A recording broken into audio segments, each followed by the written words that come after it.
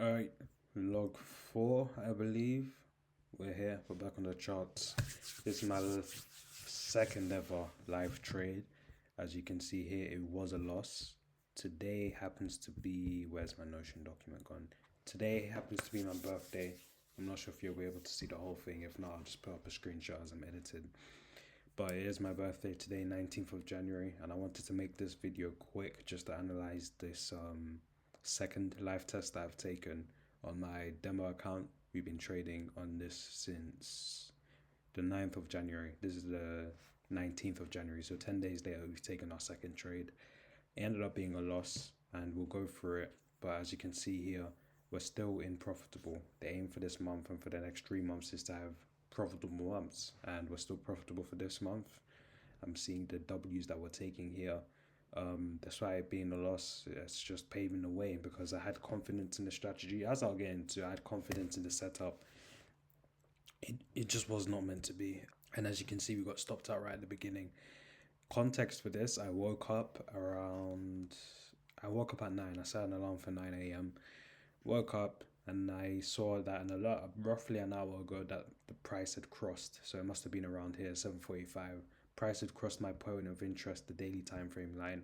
If you go back to that higher time frame, so that's today's candle. So if we pretend that doesn't exist, I had the candle here because price would have started here. I set daily time frame candle here and one here to see where the price is bouncing off, and obviously around here, or it hit around 7:45 a.m. So I woke up and I saw that hour and I was like, whoa, whoa, whoa, whoa, whoa. Don't want to miss the trade because when I opened the charts, this candle had already gone, this candle had already gone, and this candle was over here. So as I'll get to that, but I woke up in the morning and I saw that was going on. And I was like, damn, we're getting thrown straight into it. We might as well hop into a trade. But I had to watch out. I had to chill out.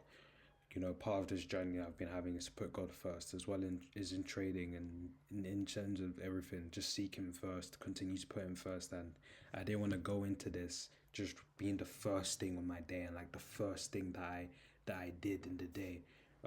So I did step away whilst this candle was still active, and I prayed and I went over it and I prayed and I asked God to rebuke all the voices that weren't of Him, that were of my own disposition, trying to rush me into a trade out of FOMO. I prayed and I got the inclination that it was okay to hop into the trade. So after that, I hopped into the trade. I set my stop loss to right above here, the point of interest, but also right above where the price was. This is where I usually put my point of interest. My stop loss. Take profit was my draw on liquidity line, which was here. This is where I wanted to place my draw on liquidity. Because the buyers, the sellers were previously here. They got nearly here as well. I could have gone deeper, but this was already a two risk to reward, and I didn't want to take the piss. I thought about, pardon my language. I thought about putting it here. I don't think there was anywhere deeper that I could have reasonably put it. There was potential to put it there. However, I just didn't want to be greedy with the 2 point rate. Like if I placed it here, it would have been a 4.49. If it was, say, 11 a.m. to 12 p.m., 1 p.m., around that time, and we had a solid fair value gap here that got inversed rather than just the zone being broken, and there was another strong line here, another strong displacement line, and then this was looking to be a strong displacement line, then yeah, we probably would have placed the liquidity line here, the take profit here. However, I did mark it down, as you saw, as an A grade setup. The reason for that is because the two main parameters that I look for in setups is price coming over the point of interest, bouncing back instantly with displacement. So that happened here. I'd say now that I'm looking back and actually reflecting whilst recording, if I'm being very objective with myself, I should have waited for another very strong displacement candle here. If not, when I was entering here, I should have waited for this to close. And of course, it's easy to say that in hindsight because as soon as I entered, it went straight to stop loss, which I didn't realize. This candle, this strong displacement set by sellers compared to this isn't as much. But because I saw this momentum and because it broke this zone here, I was like, right, it's go time. But if I'm being very, very honest and very objective with myself, if this candle was fuller, if this candle was even nearly as big as this, then I would have been more confident in terms of entering the trade, and I would have probably ranked as an A plus grade setup.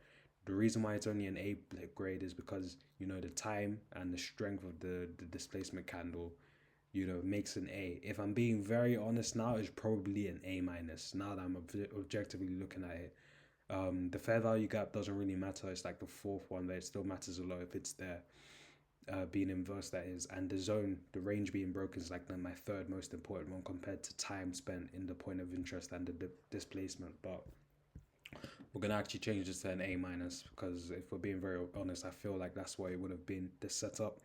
And I did risk, as you saw, I risked 1% of this got risked. I forget how much that is. I can't do. See, I'm no good with maths off the top of my head, but 1% of this got risked, and we ended up losing £76 out of the positive that I did see is I was still £8.3 up. Still profitable for the month, which is what we're gonna try and keep on maintaining. But as for setup and as for this, just because it was an A minus doesn't mean I regret taking it, because I was still confident in the fact it was A minus. My only regret would probably be risking as much as I did, because I'd probably risk 1% only on the A plus Z grade setups, and that's like the most I'd be willing to even risk in the first place when it comes to trading in general. 1% is probably like the most I'll risk. If it comes to my maybe evals or something, I'll probably risk like closer to 1.5 to 2% just to make sure that we get those evals out of the way sooner. But yeah, we're just here on 1%. That's probably my only regret, on top of just not waiting for this second candle to be stronger in terms of reaction. And that's probably what we're gonna. Where's my English today? That's something that I wanted to take into the future. If it's even this opposite scenario, we're looking for strong bullish candles. I want there to be at least. I want there to be at least two strong displacement candles, just to prove that the sellers or the buyers are actually heading in this direction. As you can see, there's only one here and like 1.5. So you're here from a buyer v seller standpoint. You're questioning: are the sellers really? Are they really doing this? Are they really heading down there? Are they, are they really defending, or are they just like don't want the? Are they just pushing the price away, as if they don't really want the price to be there, but they're not making such a big deal out of it. I hope that makes sense. As you can see, the wicks are very large in comparison to the body. I really don't like candles when they're like this, the choppiness of them. But what can I do? The price didn't even end up hitting this point today. In fact, it's consolidated, if anything, man, over the last few hours, which is pretty interesting. This isn't usually a trade, a pair that I took, which is also something I should probably just take into account. Just keep with what you know, because the day before, all of the trades I was looking at barely had any setups, and this was pretty much the only one, as well as GBP. There was another pair, but they didn't even end up working. Like the point of interest got crossed, but there was no setups, and so if I stayed to my systems, I wouldn't have entered any setups at all, and I would have just left today and not taken a loss and just kept it moving.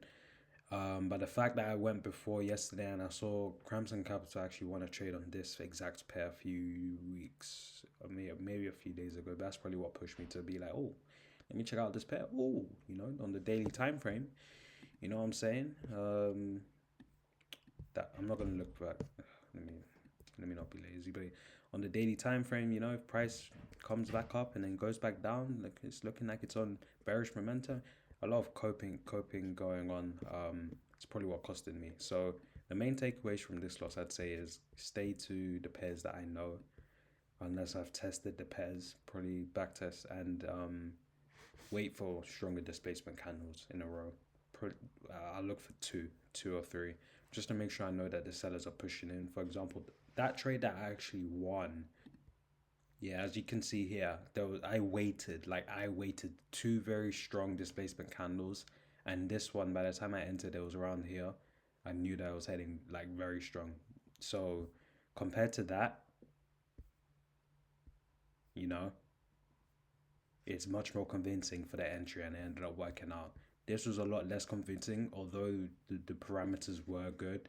It just wasn't as convincing enough, and it costed me in the end not waiting. Because if I waited just another 15 minutes just to make sure, then I would have just left the trade alone and not bothered with it, because I would have seen that, okay, never mind. You know what? It's touched the set box, stop loss that I planned to do so. I'm gonna just leave it alone, even though it's touched the point of interest, even though it's set up. We're just gonna leave it alone, and yeah, I'm not feeling any type of way about it. These are just the type of things that I have to take on board within this 3 months period, this little this training period that I'm on, and I'm hoping I can just take it aboard and learn for the future. So I'm saying this more for the fact of myself, more for the video as well. Two main takeaways from this: stick to the pairs that I know. I have 7 pairs. That's a lot of variety in itself. The 7 pairs that I usually follow. We're actually gonna bin this. The 7 pairs that I follow: 1, 2, 3, 4, 5, 6, 7, 8. There's one here that's I don't follow. I need to look through after this video and make sure. The 7 pairs that I follow is enough. If there's no setups on any of them, leave it be. But 7 is enough variety. And like you guys even see now, I haven't gone to 10 p.m. where markets close and tomorrow starts, but we already have 5 potential setups to 5 potential things to happen. Of course, there will be times where maybe one pair the price just won't reach the point of interest. Another one it might reach it but not work out. Same thing for another one and another one. But there might be one out of that 5 that end up having a potential setup for me to take, and we'll see. I have to stay on guard for that. This is just this is what trading is, man. You just have to remain patient, keep to your systems, and it will pay off. I didn't here 100%, and this is what happens. So yeah, learn from the experiences. I wanted to document this loss. I'll be documenting every single live trade that I take in terms of this 3 month period up to my evaluation for a 200k account. Actually, let me go on to this is FTMO. This is the 200k account. This is what I'm going for. Legit. This right here. This is what I'm going for. FTMO. 200k account, £946. I'm going to be saving up at work over the next few months. So hopefully come that 3 months time, hopefully I would have kept 3 profitable months in a row and we just go for it. If this deal is still on or something similar, I don't see why I can't just buy 2 100k, because it's just a cheaper value. It's like 700 something. But yeah, that's what we're aiming for. 200k in funding. We're not messing around, man. As soon as because 3 months, like, this is the thing, right? Let me zoom in for this. We have to do this. I'm going to start making this like where's Streamlabs go? Let me zoom in. Let me process this. When Daryl said that in Walking Dead. Love that show. Yeah, we're not messing around. 200k, because by the time this 3 month period is over of just continuing to develop my confidence in the strategy, continuing to take losses and actually learn from them and understand where I can go wrong, so I just continue to stack the confidence and understanding of my strategy in itself, as well as understand where the flaws are in my strategy and in myself, so I can just continue to do better. I like to think by the end of that 3 month period, I'll be good. If I have another few losses like this, and just like understand that okay, boom, boom, boom, boom, boom. These are the things that hold me back in terms of this, in doing this. The strategy in itself, I'm convinced it's good. I'm good with the strategy. The strategy is reliable. It's mechanical. I can follow it to a T and be like, okay, I know and understand what I'm doing with this strategy. All I need to do is make sure I'm adhering to it. That's it. Today, I didn't adhere to it, even though I thought I was. And that's what this 3 month period is about. I need to understand where those cracks are and seal them. Already, I got 2 points.